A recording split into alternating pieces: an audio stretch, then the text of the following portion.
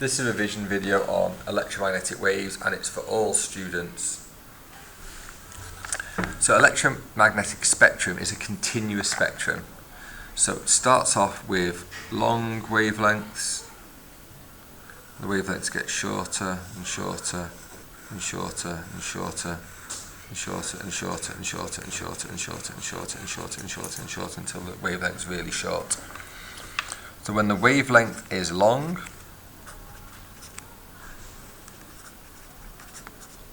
that is low energy waves.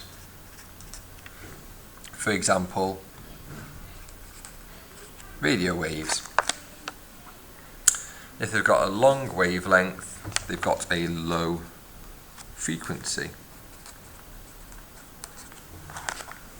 And as we go along this spectrum, that wavelength gets shorter and shorter and shorter and shorter.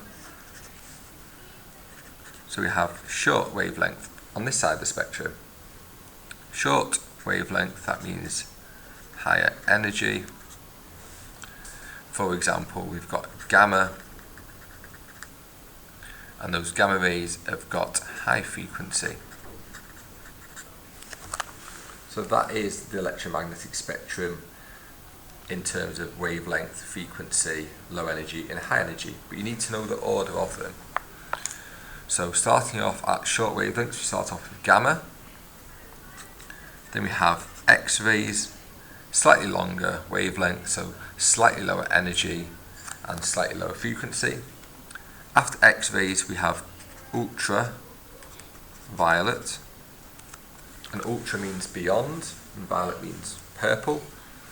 Just before ultraviolet we have visible light, and that's the light that we see every single day using our eyes, and all the colours, they all fit into visible light.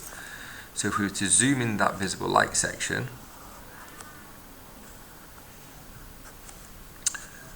red has got the longest wavelength, then it's orange, then it's yellow, then it's green, then it's blue, then it's indigo, and then violet. And then after violet we then get to ultraviolet. What's got longer wavelength than visible light is infrared.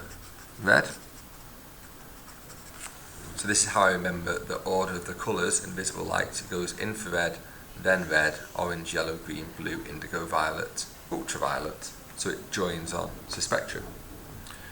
In between radio and infrared we have microwaves.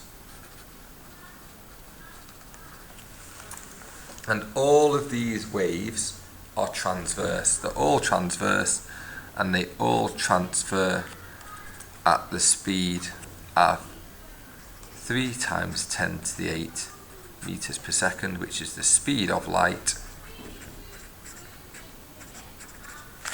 They all transfer at this speed in a vacuum. That means where there's no particles, where there's an absence of particles.